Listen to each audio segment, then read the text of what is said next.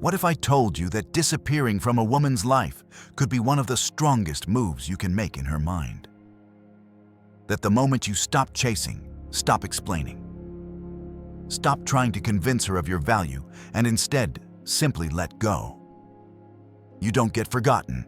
You become unforgettable. You vanish. No messages, no explanations, no sign that you're still there. And then, in the silence, a question starts knocking in your head.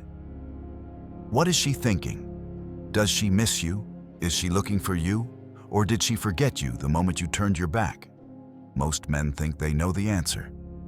They believe silence will make her panic. Or on the other hand, they fear that just a few days of disappearing will erase them from her memory. Both are wrong. The truth is far more complex. Because when you disappear, not to punish her, not to play power games, but with complete calm, everything changes. The stillness isn't distance. It's a mirror that reflects the space you leave behind and shows you who you are when you're no longer dragged around by the need for validation. Day by day, that silence will shift your position in her mind. Not loudly, not dramatically, but deeply. So deeply that when she realizes it, things will never be the same again. If you've ever wondered what really happens in her head when you disappear, here's how day after day, your silence creates an echo, louder than any words. Before we begin, subscribe to Victory Stoic, where men learn to stand firm in every situation. And when you're done listening, I want you to leave a short comment. Have you ever disappeared from someone's life? What happened after, not to brag, but so other men can read it and know they're not alone. Day 1 to 2, the first gap. On the first day after you disappear, her world keeps turning as usual. She goes to work, laughs with her coworkers, posts her morning latte like nothing's changed. In her mind, she comes up with comfortable explanations. You're busy. You need space. You're focusing on personal things. These explanations let her keep feeling like she's still in control, still the one being chosen, not the one left behind. On the second day, things look the same on the surface, but there's a subtle change you might miss if you're not paying attention. She starts to notice the gap. Not a physical gap, but the missing beats of connection she's grown used to. A morning text, a random midday question, a short reply to a story. They're gone, and their absence doesn't make noise, but it leaves a silence with a very clear shape. This is Daniel's story. He's 39, an engineer in Seattle. He used to send his girlfriend a photo every morning while out on his run. The morning after Daniel decided to go silent, nothing came. That afternoon, she reopened their chat not to text him, but just to look at the old messages. She told herself he's probably busy and put her phone down. But later that night, sitting alone, her hand absent-mindedly unlocked. Her phone opened Instagram and noticed he hadn't viewed her story like he usually did. Nothing dramatic, just a tiny hairline crack across the surface of her confidence. Another example, Chris, 42, a former sales manager in Chicago, divorced for 3 years, now dating a woman 8 years younger. Chris was in the habit of sending her a funny meme or a sarcastic little comment every night. When he disappeared that night, she still laughed watching TV with a friend. But during a commercial break, she picked up her phone, opened Messenger, then locked the screen. On the second day, she still didn't text, but she started noticing. Why was the chat window so still? The common thread in both stories, she wasn't panicking yet. Not angry, not acting. Her ego was intact, still telling her, don't react, he'll come back. But underneath, a thin stream had started to seep into the ground. She didn't want anyone to touch the ground where uncertainty lives. People can handle bad news better than they can handle uncertainty, because bad news has an ending. Uncertainty doesn't. Day 1 and day 2 of the gap you created isn't enough to flip her world upside down. But it's enough for her to notice the usual script isn't playing out. And when a script doesn't go as expected, the brain starts writing new scenarios, then repeats them, then exaggerates them. At this stage, the only thing you need to do is nothing. Don't seen old messages. Don't like her new photos. Don't leave a single trace. It's the complete absence that sends her imagination into overdrive. And imagination, when left unchecked, always goes further than reality. The first 2 days aren't when you go looking for a win. This is when you plant the seed, and that seed will grow into something she'll be forced to face in the days ahead, when silence stops being a short-term event and becomes the new reality. Day 3 to 5. The silence gets heavy. By the 3rd day, you're no longer just busy in her mind. There's still some hope you'll show up, but that hope now carries a small question. Or does he actually not care? That question doesn't linger long. It drifts past like a cold breeze, but it's been there. And once a thought has shown up, it will try to come back. Picture Mike's story. He's 37, a fitness trainer in Miami. He used to send his girlfriend a photo from the gym or a short clip while he was training clients. By day 3 of going silent, she's at a cafe when she hears a song Mike used to play in his car. Instead of smiling at the memory this time, she sits still for a few seconds, then pulls out her phone. Not to call him, but to check Facebook to see if Mike had checked in somewhere. The result? Nothing. His profile is as empty as the ocean after a boat has sailed far from shore.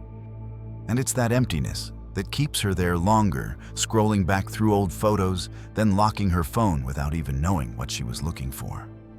Or take Robert's story. He's 45 lives in Denver, twice divorced. He'd been seeing a woman his own age for 6 months. They were used to video calling each other at night. When Robert went silent on the 3rd night, she was out having dinner with friends and mentioned him casually something like, "He's probably busy. If he calls, I'll pick up right away." But when she got home alone in her apartment, the silence felt different. No call, no message, no sign of Robert at all. And for someone who thought she knew your patterns, you breaking that pattern is like a chair losing one leg. It still stands, but it's no longer steady. During these days, she's still keeping the surface intact, not reaching out, not showing confusion, but underneath something is forming a U-shaped gap. This gap isn't loud. It slips into random moments while she's scrolling online when a certain song plays when she's sitting at a red light. And the irony is, the more she tries to push it away, the more it stands out. This is also when curiosity shifts from passive to active. Not active in the sense of her texting or calling you not yet, it's still too soon. Active here means she starts scanning the world for traces of you. Someone posts a group photo, she checks to see if you're in it. A post gets comments from your friends, she reads to see if you've interacted. Not because she's missing you yet, but because the brain hates uncertainty. When you stop repeating the old pattern, the brain will start looking for new data to predict your behavior. By the 5th day, you're completely outside her prediction zone. This is where most men ruin it, and they send a "Hey, you doing okay?" text or drop a vague breadcrumb to check the temperature. And the moment they do, the entire effect of their silence evaporates. But if you hold your ground, if you don't let instinct take back the wheel, the gap keeps growing. And here's the point, the bigger the gap, the busier her imagination becomes. She's not just wondering where you are, what you're doing, who you're with. She's starting to wonder why you don't need to show up anymore. This is the first in a series of questions you don't need to answer, because she'll ask herself, answer herself, and make it harder on herself. You're silent, but you're actually saying a lot. Not to her, to yourself, "I don't need to chase to prove my worth. I know my worth." And if you keep holding that line, the days ahead will get much more interesting, because she'll be facing a version of you she's never seen before. And that's the version she'll have the hardest time forgetting. Day 6 to 7. The quiet collapse of the ego empire. Tonight's news reports a strange phenomenon in a once untouchable territory, a woman's emotional control center. 6 days ago, this domain was full of confident signals, secure borders, and proud defenses. But ever since, a certain male withdrew his forces without warning, leaving no wreckage, just an unmoving silence. The internal radar has started picking up unusual signals. Sources from the ground say there's no smoke, no fire, no explosion. Instead, tiny cracks have begun to appear in the walls of her ego. At first, they looked like harmless scratches in the paint, nothing to notice. But over time, they've absorbed moisture from the hazy air and expanded. Bricks of certainty are starting to come loose. By the 6th day, observers describe the shift like a city used to the sound of traffic waking up to complete silence. The enemy isn't visible, but the presence of some unseen force is felt on every street. Checkpoints still stand, but the soldiers inside have begun to ask, why hasn't he come back, or has he really left for good? By the 7th day, the question is no longer just a rumor among the ranks. It's become an internal broadcast looping on the loudspeakers in her head. Am I sure about my place? Or has everything I believed all this time been an illusion? The experts note this isn't the missing you phase, not yet. This is the loss of control phase. Every standard counterattack strategy fails when the opponent doesn't advance, doesn't retreat, just stands there or perhaps has gone far away, yet leaves no coordinates behind. In war, the one who fires a shot gives away their position, but the one who stays completely silent is the one who makes you fire at your own shadow. As Epictetus said, freedom is not in controlling others, but in mastering yourself. Here, the man isn't trying to hold the reins of anyone else, he's holding the reins of himself. And that more than anything is what makes the other side start to lose their footing. Stoic analysts agree this is the turning point. If the man holds his nothing-to-prove stance, he's not just pulling back, he's unintentionally causing the other side to shrink their own mental territory. And when a territory shrinks, those inside are forced to redraw the map, something few can do without pain. The broadcast ends with a warning. If you are the man in this position, remember, silence right now is not a game. It's a self-preservation strategy. Don't break formation with a weak signal. In silence, you're building something noise can never create a permanent presence in the other person's memory. Day 8 to 10, when she becomes her own detective. On the 8th day, things turn from waiting into investigating. In the morning, she opens her phone not to check incoming messages, but to search for traces of you. Instagram stories from mutual friends check. Posts from your co-workers check. Each time she finds nothing, she switches to Facebook, then LinkedIn, then back to Instagram, as if you might suddenly appear after a few minutes of vanishing. By the 9th day, your silence has officially become a case she's decided she'll solve just for fun. She starts doing things she once would have mocked her friends for, tapping your name in an old group chat to see when you were last online, typing your name in the search bar, then quickly deleting it like she might get caught. She tells herself, I'm just curious. But deep down, she knows this is the 5th time she's done the exact same thing that morning. On the 10th day, the obsession spills into the real world. She just happens to drop by the cafe you used to frequent, pretending to work on her laptop but keeping her eyes on the door. Every time a new customer walks in, her heart jumps, then drops like a stone when she sees it's a stranger. That night, she posts an old photo, not just any selfie, but one taken in the exact spot you once complimented. The caption is vague, something like, "Places that hold memories never sleep." And she waits, but still nothing. No scene, no like, no sign you've looked or cared. And it's that silence that exposes every move she's made, like a chess player thinking her moves are hidden while the board sits in the middle of the room for everyone to watch. If days 1-7 were just a gap in her emotional routine, by now, that gap is the gravitational center pulling every step, every thought, every action into its orbit. And the funniest part is, you haven't done a thing to cause it.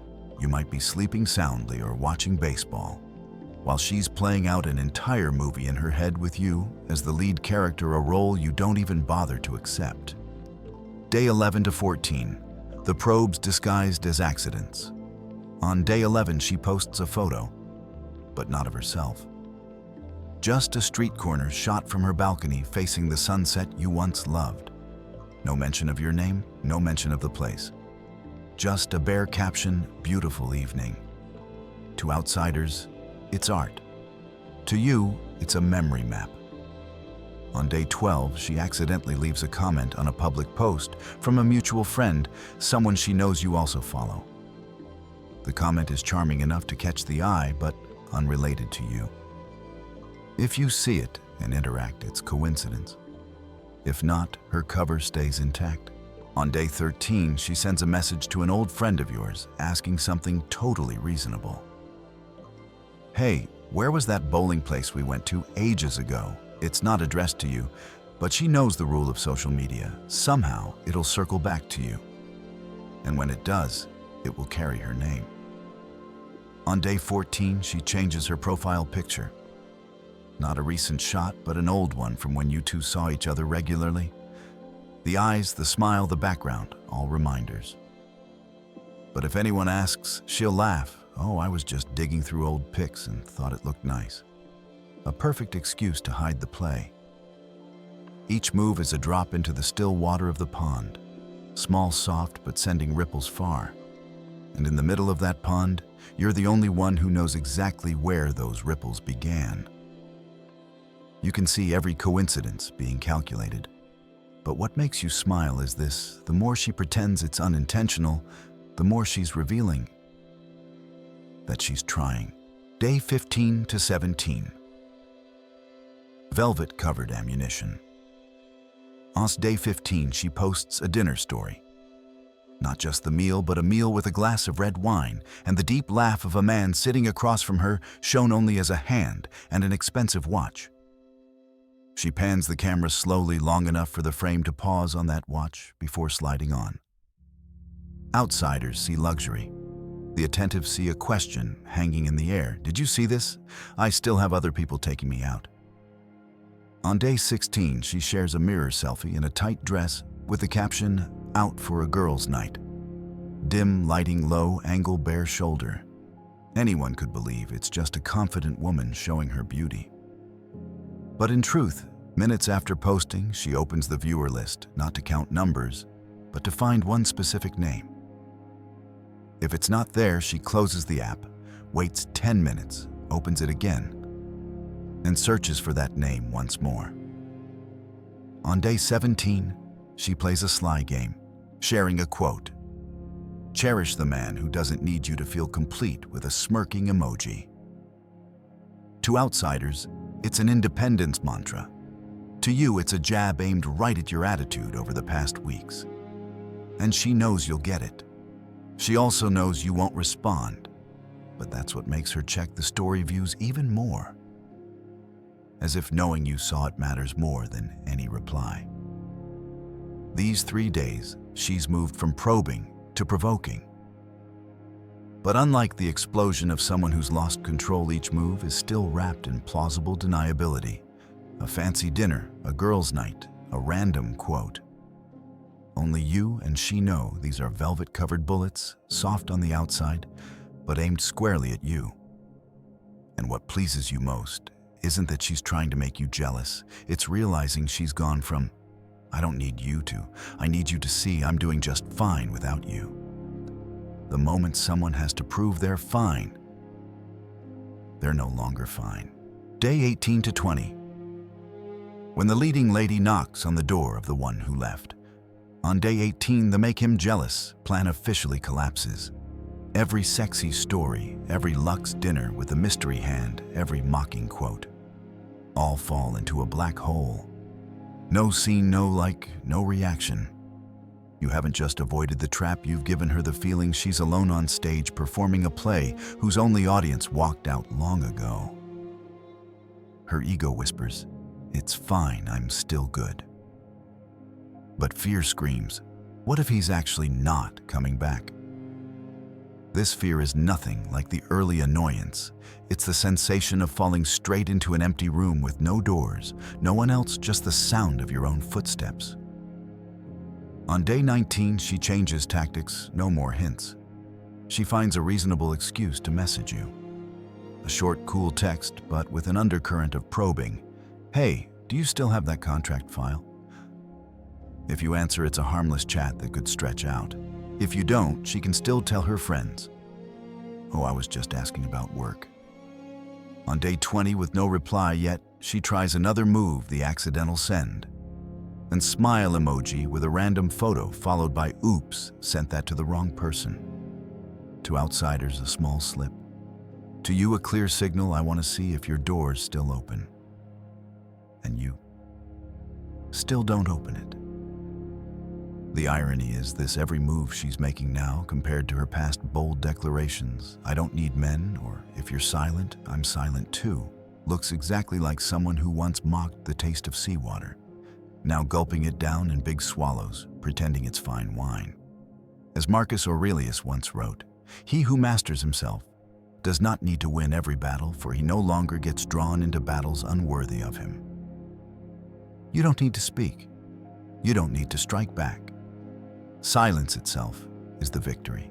And you know one thing for certain: the moment she has to find a way to reach out, no matter what disguise it comes under, is the moment the balance has fully tilted to your side.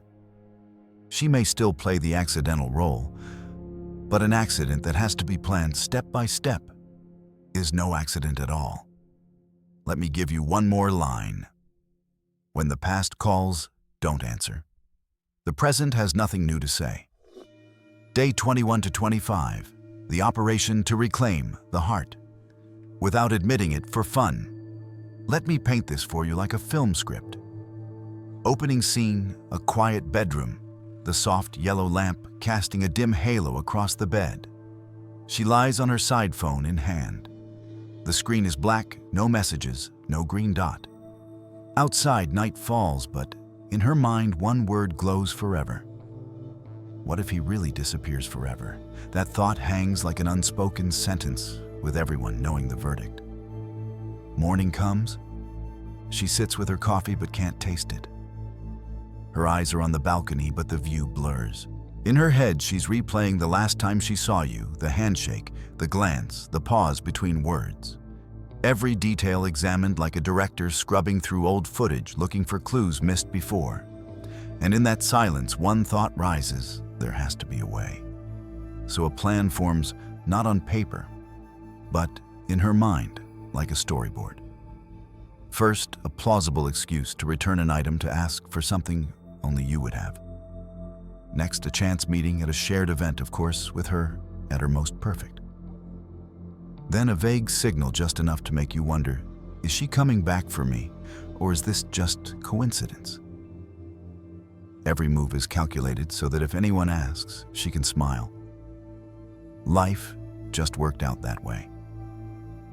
That afternoon, she stands before the mirror, testing outfits, rehearsing facial expressions for each scenario.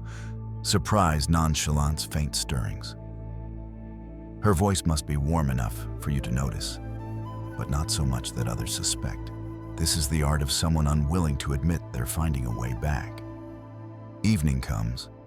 She looks into the mirror and whispers, "I'm not begging, I'm just reopening a door." But her reflection betrays her the eyes of someone who knows that if she doesn't open it now, it will be locked from the inside forever. As Seneca said, "He who fears loss puts himself in the hands of the other." He who masters himself has nothing to lose. She doesn't realize that however refined her plan, it still starts from fear. And every plan born from fear is easy to read. Final shot, the screen goes black. Only the tick of a clock remains. You are still silent, unaware of her plan, needing no awareness. In this game, The one who moves least holds the most advantage. But every script only lives when it steps into reality, and in the next scene, she will step out of the director's chair into the lead role. Beginning the approach to the man she once thought she could leave easily. Day 26 to 30. The leading lady's final test of the waters. On day 26, she realizes time is no longer on her side. Your silence has gone beyond distance to become another world. And if she doesn't break this wall now, it will be forever. She will try to win you back. Not by appearing directly, but by slipping into channels you wouldn't expect, fringe connections, unrelated stories that just happen to mention your name. No one but you can piece these fragments into the full picture. Day 27. She creates ambiguous touch points, an open question dropped in a mutual group, a comment without naming you, but containing a detail only you would catch. Like dropping pebbles into a pond, no loud splash, but ripples that reach the waters you stand in. Day 28. She goes for indirect impact. Instead of signaling straight at you, she moves toward what you care about, an activity, a project, a topic you're pursuing. She shows up there not to speak, but to make others mention her in your presence. This lets her feel she's still in your frame of reference without direct contact. Day 29. She baits a direct reaction, not with an invitation or apology, but with information that might make you consider replying an opportunity, a piece of news you might want to know. The message is brief, emotionless, but contains a hook you might regret ignoring. This is the non-attached move with high potential to stir. Day 30, she drops the cover entirely. No more circling, no more coincidence. A simple message, no explanation, no disguise. I want to see you. She knows the choice is no longer hers. If you respond, a new chapter begins. If you stay silent, it's the end. But at least she's done everything her ego will allow. And on your side, you watch it all like a spectator in the stands. No rush, no fear of missing out. You know every move comes from one thing, the fear of losing you forever. As Seneca wrote, "The free man is the one who does not fear loss." And you've learned that from these very 30 days of silence. Now the choice is yours. Do you want to go back or not? Conclusion: silence, if you have the patience, can flip the entire game. Most men lose because they can't resist breaking the quiet just to answer some vague signal from her. But those early signals are never an invitation back, they're only a test. She doesn't actually want to be with you yet. She only wants to know if she can still pull your strings. This works only when you know deep down that you're rare in her world, that the breakup wasn't caused by you betraying or damaging the relationship, and that she already feels some regret for letting you go. Without these in place, silence isn't a strategy, it's just absence. Don't take the bait. Don't respond just because there's a little movement. The wise man only speaks when she's truly proactive, unmistakably clear, and fully committed, when her words and actions point the same way, leaving no guesswork, no limbo. Until then, your silence is the sweet punishment. No noise, no anger, just enough for her to feel the gap you've left.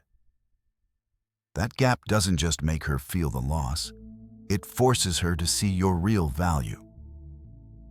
As Marcus Aurelius said, a man's strength lies in keeping the choice in his own hands.